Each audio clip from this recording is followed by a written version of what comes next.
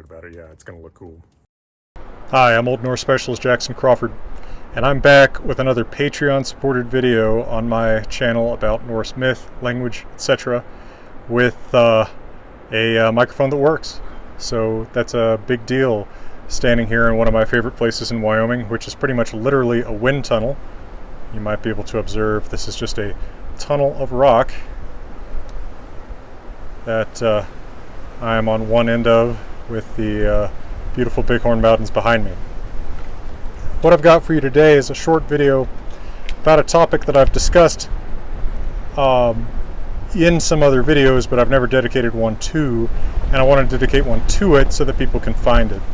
And that is Fólkvangr, a hall attributed to the goddess Freyja in the poem Grímnismál in the Poetic Edda, that some popular books and websites today, and social media gurus and whatever, present as if it's a major part of Norse mythology or the Norse belief in an afterlife, whereas it really is only mentioned in this one place, and what is said about it is much vaguer than what you'll usually find presented on websites and social media and popular books today. So let's take a look at Fólkvangr.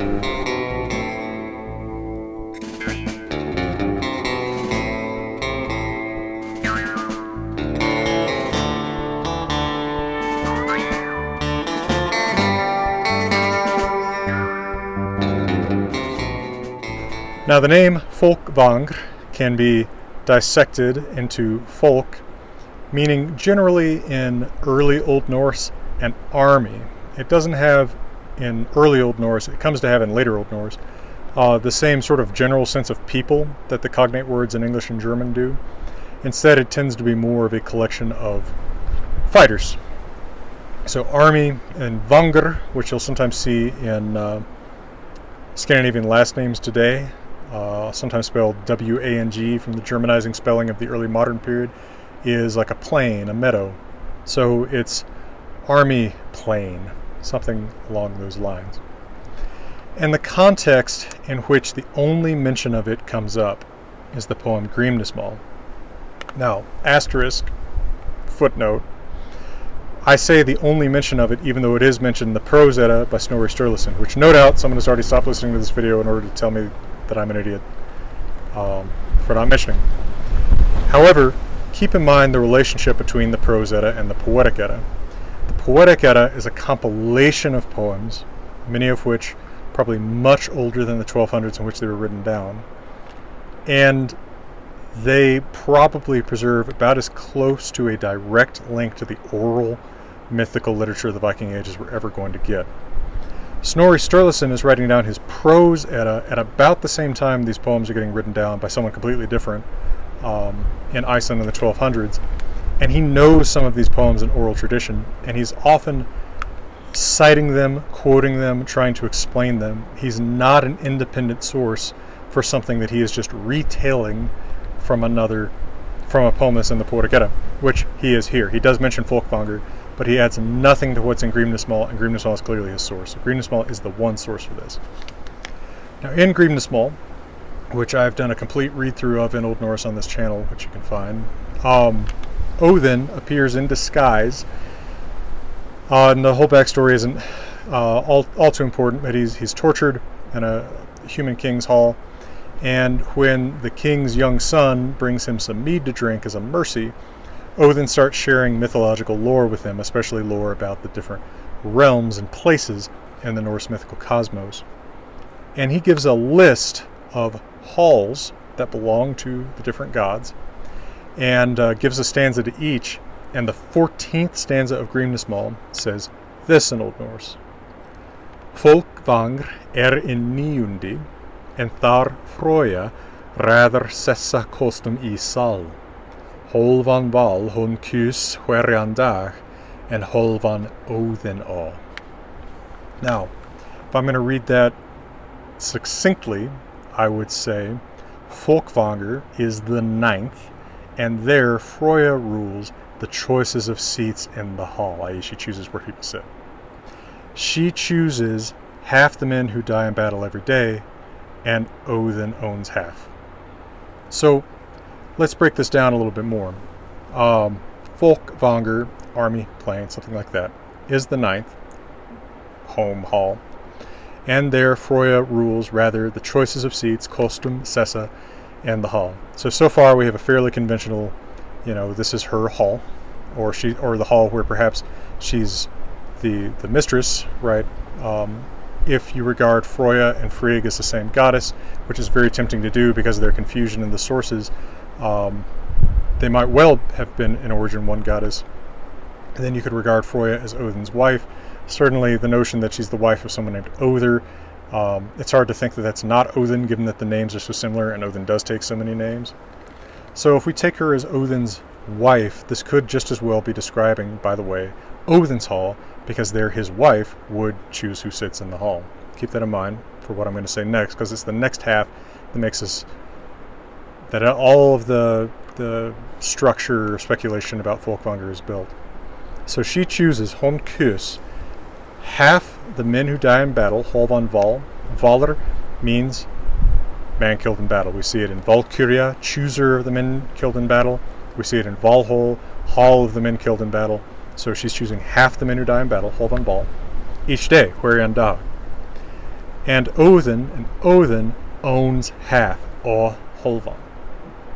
Now notice, to choose half of the dead who die in battle, and to own half the dead who die in battle, it's not the same verb, and they're also not opposed verbs. They're two different things. She chooses half the dead. Now, who chooses the Valr, the men who die in battle?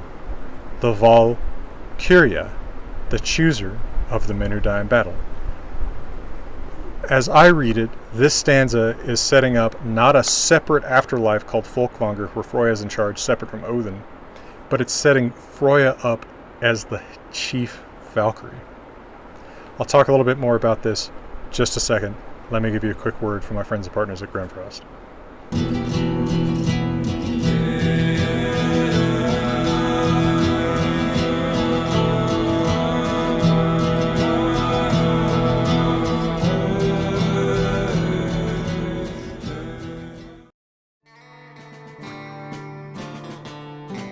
Okay, so Kyria, chooser, is built from the exact same root as the third person singular present verb we see in line 5 of the stanza, kus. The alternation between S and R in the root is actually the result of something called Werner's law. It's something that's expected in Old Norse. We still see it in English, was, were, from the same root, but we have an S in one form and an R in another. The details of that are not the point of this video, just telling you, in a sense, lines 4 and 5 of this stanza contain Valkyrie, right? The same words as are in that. It's like, gosh, I should have thought of a better example of this, but it's like if you're talking about a business called, I don't know, Buffalo Transportation, and you're being coy about what this company does, and all you've said is that it's the Buffalo Company, but then, you have a stanza where you say the Buffalo Company that transports goods, you might start to suspect that it's Buffalo Transportation, because transportation, two forms of the same root word. That's a terrible example. I'm sure I'll come up with something a million times better once all of my recording equipment is put away. But it just highlights, again, there's a clear echo, if you're an Old Norse speaker who can associate those words kus and kyria with each other, clear echo of the word Valkyrie, chooser of the men who die in battle. Now, if she's choosing them, it doesn't say where she's bringing them. It is possible that she is bringing them to Folkvangr. It is possible that she would be bringing them to just Valhalla, the afterlife that we hear of all the time that involves men who have been killed in battle, as opposed to Folkvangr, which again we hear about here, and only here, in terms of original sources. And it's possible that Folkvangr and Valhalla are the same thing. They mean something pretty close to one another. Both contain a word evoking either living or dead fighters, Valr or Folk, and You know, the designation of a plain, of course, is very different from the designation of a hall and Valhalla. But Valhalla is also said to be in Grímnismál itself in another larger space called Gladshammer, home of Glad, which one would not think many people in Valhalla would be glad. But it reminds us that it's very hard to make a map, specific or general, of the places mentioned in these stories, because they're not presented to us with, directions from one to the other. It's not impossible that Fólkvangr is Valhalla, or is part of Valhalla, or Valhalla is part of it, right? That it's on the army plane or something like that. Odin owns half is probably actually the hardest part to explain. He has half. Does that mean he has half to choose, left to choose, to divide among his other Valkyries or something like that? It's hard to explain, but from this single stanza, again, highlighting just how ambiguous it really is, and the fact that Freyja is being all but called a Valkyrie, I think that it's a lot of speculation to build a whole other afterlife out of this called Folkvangr, where half the men who die in battle go, because it's never mentioned anywhere else. Any other time that we read about the afterlife of men who die in battle, they're going to Valhalla. It's kind of the classic Old Norse idea, or especially in very archaic works, it might just be going to hell. It seems like in very early times, hell was kind of a default afterlife for anyone.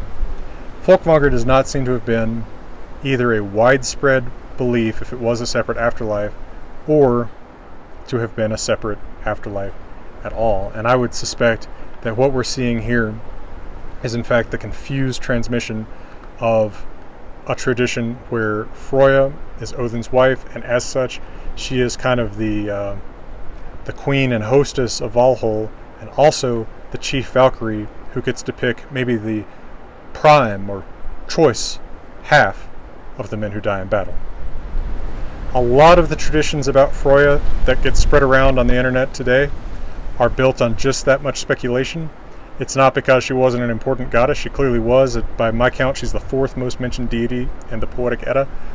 But so much of what's said about her is just this elusive. And it's also very unclear whether she's the same person as Frigg or not. I go back and forth about that a little bit, and I think a lot of Old Norse speakers might have done the same. I have another video about Frigg and Freyja where I discussed a little bit about Sorlathotir, which is a story from Flateyjarbók, which presents Freyja in an extremely Valkyrie-like role that I think supports the idea that she is a Valkyrie or head Valkyrie. See that video for more about that. It involves her actually encouraging men to fight and claiming as her name Gondel, which is a known Valkyrie name. I've also talked about that quite a bit in the chapter on Frigg and Freyja in the Norse mythology class that I did for the Great Courses, which you can find on Audible. So much of Norse mythology is left to us in hints and pieces like this, and if we're being responsible with those hints and pieces, we need to remember just how elusive and incomplete they are, and not try to build entire scaffolds of well-cataloged worlds like they're in a D&D or a video game supplement out of them. They are just not preserved that completely for us, and 98% of the details that you're going to find online or on social media or from some wild guru screaming at you on YouTube are going to be made up, typically either already in the 19th century by mystics back then, or by 21st century mystics today who don't even necessarily know Old Norse. I want to make the Old Norse itself accessible to you, let you make your own conclusions, but hopefully make them with a skeptical eye on just how little is really there and how we can responsibly use it. All right, that's enough of a ramble for you. From beautiful Wyoming, thank you, Patreon. To everyone, all the best.